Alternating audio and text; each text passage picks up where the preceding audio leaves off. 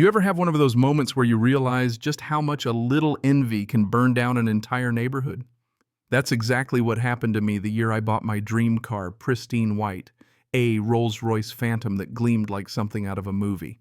And in my neighborhood, apparently being young and successful is about as welcome as setting off fireworks in a library. So, yeah, buckle up because this isn't just a story about a car.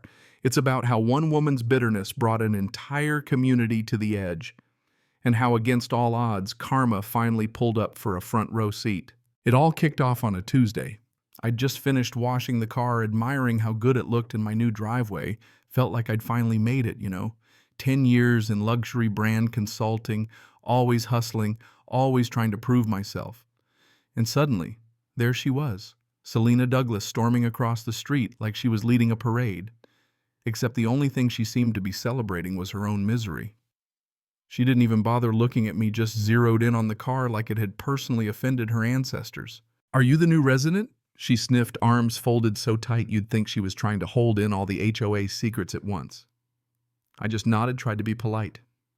That lasted about 3 seconds before she laid into me about registering my car with the HOA. Said it was disrupting the visual harmony.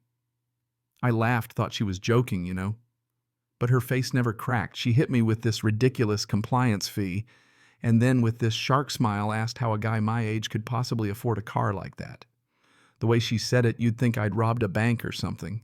And right there under the hot sun, she balled her fist and slammed it down on my hood, left a dent the size of her ego. I told her to get off my property, holding back every urge to lose it right there, but she just hissed that it wasn't over. Now, I've seen a lot of petty in my life, but this was something else. I called my friend Audrey, who's basically the Sherlock Holmes of data. And she dug up more dirt on Selena than you'd find at a construction site.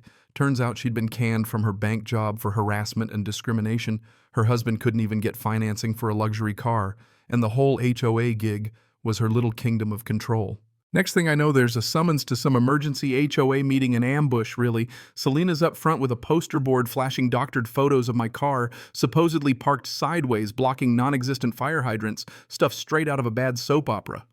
Then she turns to the crowd, and with all the drama of a judge on reality TV, starts questioning how someone my age could afford such a car. I could feel the room shift, whispers, side eyes, people wondering if I was running some kind of underground casino out of my garage. But before I could even open my mouth, this young woman, Maria, stands up from the back, says she rents in the neighborhood while she's in nursing school, and that Selena tried to have her evicted over a Honda Civic. The room goes dead silent. Suddenly, it's not just me, there's a pattern. Selena snaps, calls Maria trash, and tries to shut her down, but you could feel the crowd turning. Even folks who'd been nodding along started looking uncomfortable. Selena slaps me with a $1 $500 fine and threatens to sic the authorities on me. So I pull out my receipts, literally, employment letters, tax returns, proof that I worked for every cent, and I call her out right there for doctoring evidence and going after Maria. I told the room that maybe they ought to be asking if she belonged in this community, not me. The vote for the fine barely got 3 hands, and the meeting ended with more questions than answers. But Selena wasn't done. 3 days later, I'm on a work call when 2 cop cars roll up in front of my house. Selena in tow, playing the distressed damsel for the officers. She claims I threatened her that my car is some kind of criminal beacon.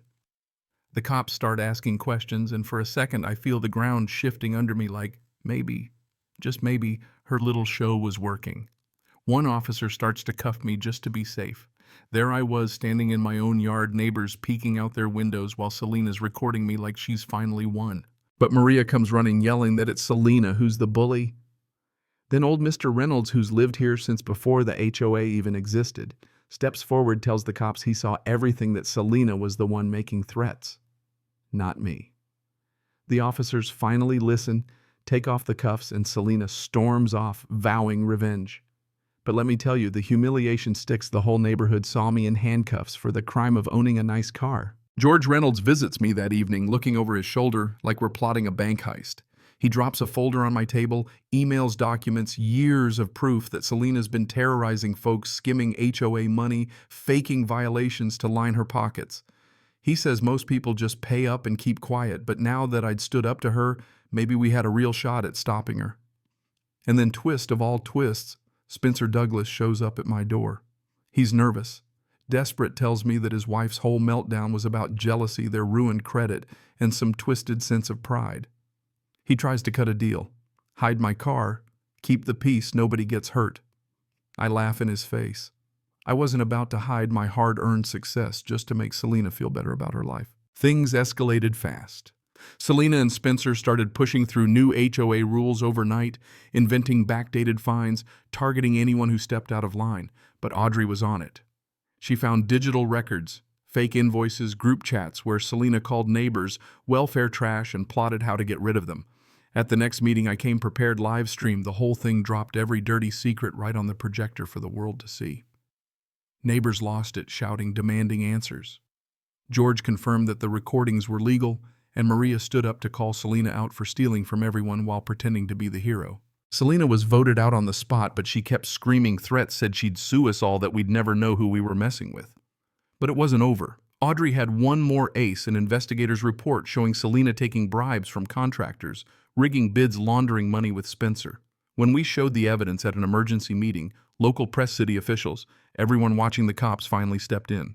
Selena got cuffed in front of everyone, still convinced she was the victim, screaming about how nobody appreciated her standards. In the months that followed, everything changed. Selena and Spencer both went to prison. The community finally started coming together, and my Rolls Royce. It became a symbol, not of arrogance, but of standing up for yourself, and for everyone who's ever been bullied by someone who thinks rules only exist to keep them on top.